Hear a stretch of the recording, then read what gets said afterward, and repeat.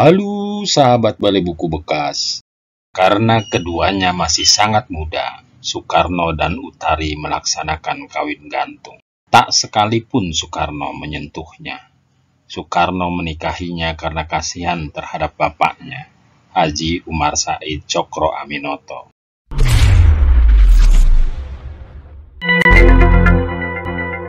Masa hidupku sebagai seorang pencinta di masa remaja berakhir ketika Bu Tjokroaminoto meninggal.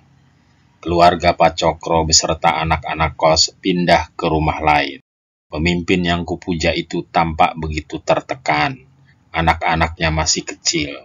Dia seorang diri. Rumah baru itu terasa asing. Seluruh keluarga itu tampak tidak bahagia. Aku hampir tidak tahan melihat kenyataan itu. Kami belum lama menempati rumah baru itu ketika saudara Pak Cokro datang menemuiku dan berkata, "Soekarno, kau lihat bagaimana sedihnya hati Tjokroaminoto. Apakah kau tidak dapat berbuat sesuatu agar hatinya sedikit gembira?" Hatiku sangat berat dan menjawab, "Dengan segala senang hati aku mau mengerjakan sesuatu supaya dia dapat tersenyum lagi. Tapi apa yang dapat kulakukan? Aku tidak bisa menjadi istri Pak Cokro."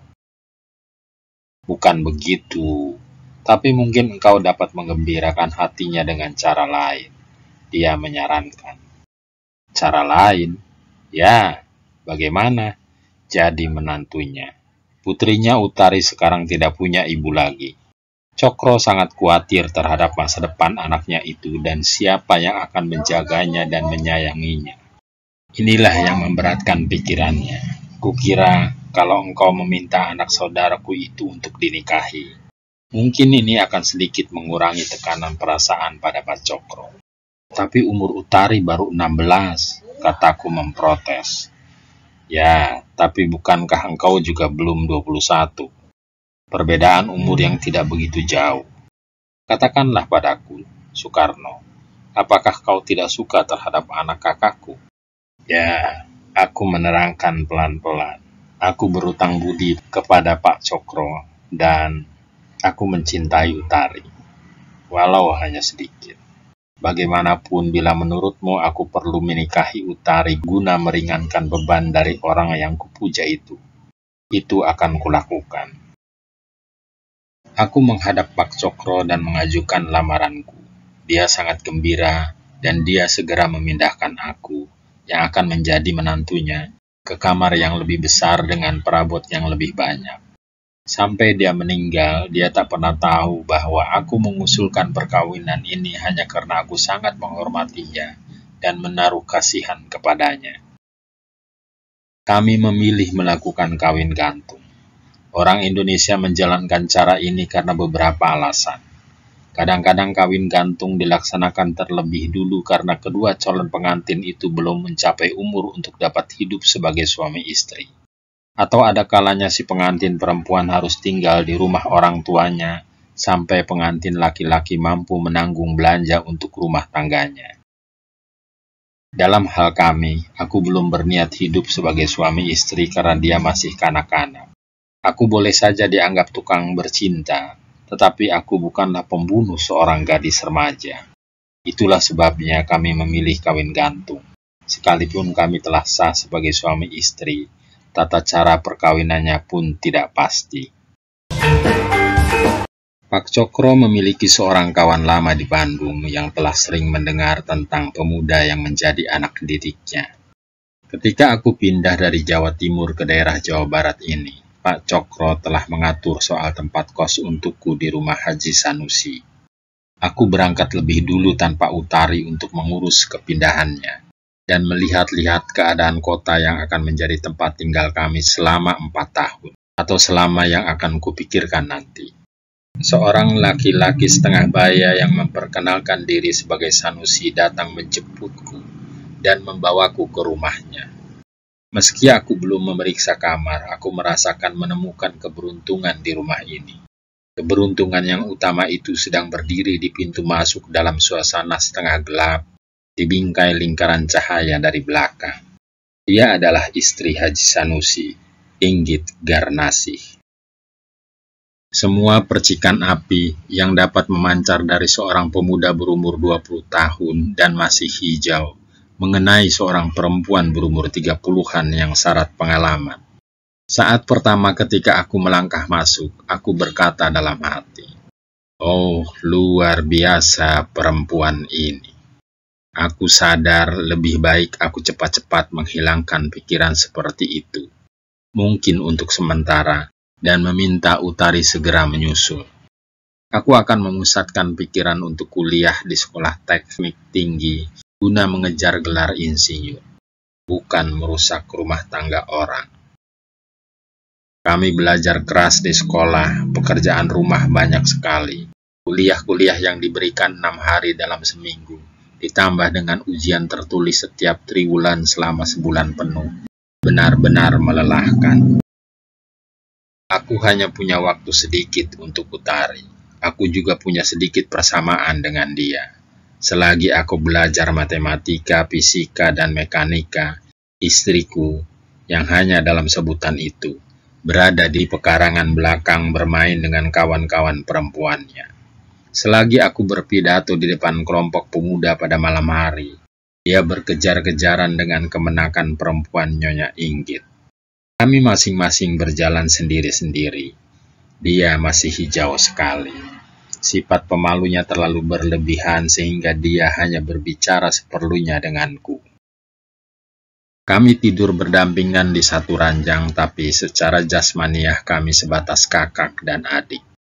Suatu kali dia jatuh sakit, sementara dia terbaring tanpa daya, aku merawatnya.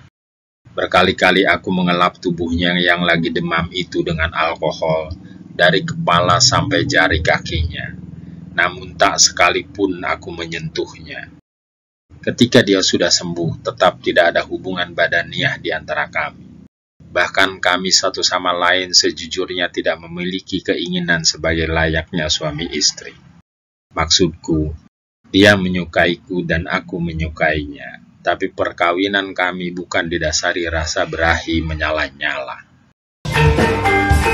Setelah tinggal di Bandung selama 2 bulan, koran-koran memuat berita utama tentang kegiatan revolusioner yang terakhir, aksi pemogokan di Garut.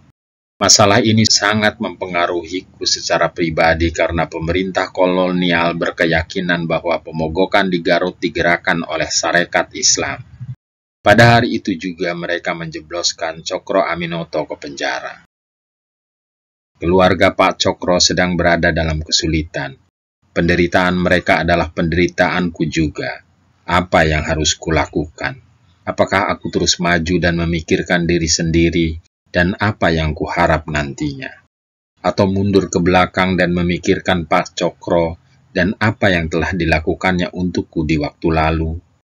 Di hadapanku terbentang, dalam tanda petik, jalan raya emas untuk meraih ijazah sekolah tinggi.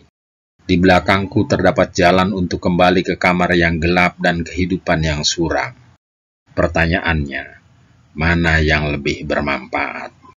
Mana yang lebih mudah dikorbankan oleh seorang anak pribumi? Paspornya menuju suatu dunia putih atau kesetiaannya kepada prinsip yang dimilikinya? Bagiku, tidak perlu pertimbangan yang lama.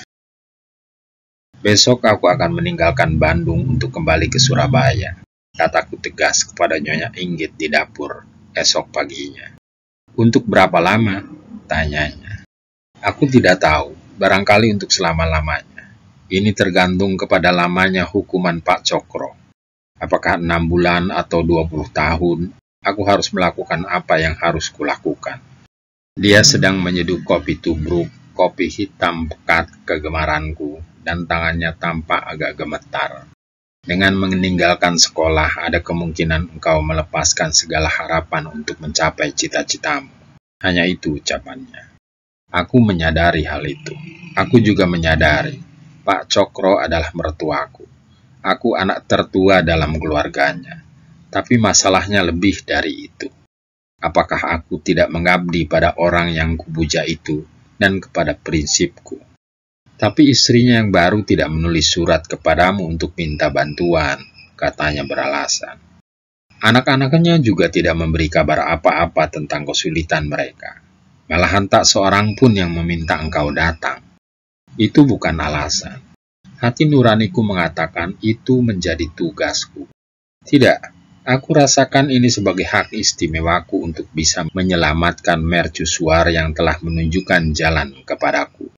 Jadi menurut pandanganmu, dari semua pengikutnya yang berjumlah jutaan itu, hanya engkau yang punya kewajiban menolongnya. Ya, itu merupakan kewajibanku. Pak Cokro tidak meninggalkanku pada waktu aku memerlukan rumah dan tempat berteduh. Sekarang aku harus berbuat begitu pula kepadanya. Mengejar kehidupan sendiri, sementara orang yang sudah dianggap sebagai keluarga berada dalam kesusahan, bukanlah cara orang Indonesia. Pagi itu juga aku sampaikan maksudku untuk berhenti kuliah. Rektor dari Sekolah Teknik Tinggi, Profesor Clover, merasa khawatir terhadap keputusanku ini. Pada hari berikutnya, aku mengemasi barang-barangku, istriku, harapanku, dan impianku, dan membawa semua kembali ke Surabaya. Untuk membantu ekonomi rumah tangga, aku bekerja sebagai klerk di stasiun kereta api. Gajiku Rp165 sebulan. Yang 125 aku serahkan kepada keluarga Pak Cokro.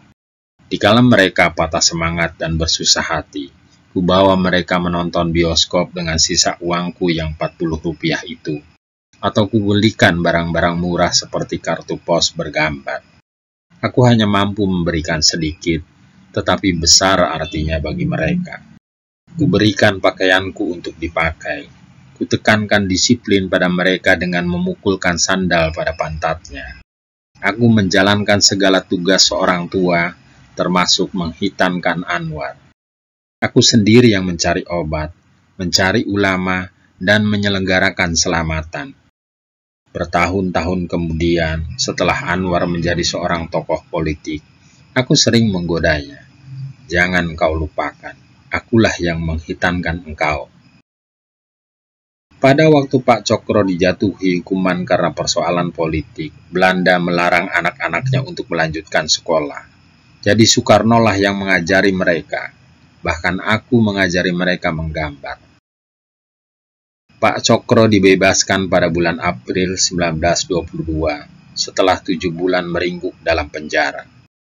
Bulan Juli, pada waktu tahun pelajaran baru secara resmi dimulai, aku kembali ke Sekolah Teknik Tinggi dan kembali kepada Nyonya Inggit. Utari dan aku tidak lagi tinggal di satu ranjang. Bahkan satu kamar pun tidak. Jurang antara kami berdua semakin lebar. Sebagai seorang yang baru kawin, kasih sayangku kepadanya hanya sebagai kakak kepada adik. Sebagai kepala rumah tangga dari Pak Cokro, perananku adalah seorang bapak. Yang tidak dapat dibayangkan sekarang adalah perananku sebagai seorang suami. Aku telah mengamati kalau engkau membelah dada seseorang, termasuk aku, akan terbaca dalam dadanya bahwa kebahagiaan dalam perkawinan baru akan tercapai apabila si istri merupakan perpaduan dari seorang ibu, kekasih, dan seorang teman. Aku ingin teman hidupku bertindak sebagai ibu. Kalau aku pilek, aku ingin dipijitnya. Kalau aku lapar, aku ingin menyantap makanan yang dia masak sendiri. Kalau bajuku koyak, aku ingin istriku menambalnya. Dengan Utari, keadaannya terbalik. Aku yang menjadi orang tuanya, dia sebagai anak. Dia bukan seseorang yang kucinta karena tidak ada tarikan lahiriah dan dalam kenyataan kami tak pernah saling mencintai. Sebagai teman seperjuangan, perempuan yang demikian ini tidak dapat menjadi pendampingku. Ketika aku berjuang menyelamatkan dunia, dia main bola tangkap. Utari merasakan apa yang terjadi, tetapi dia tahu hubungannya dengan aku tidak menyenangkan.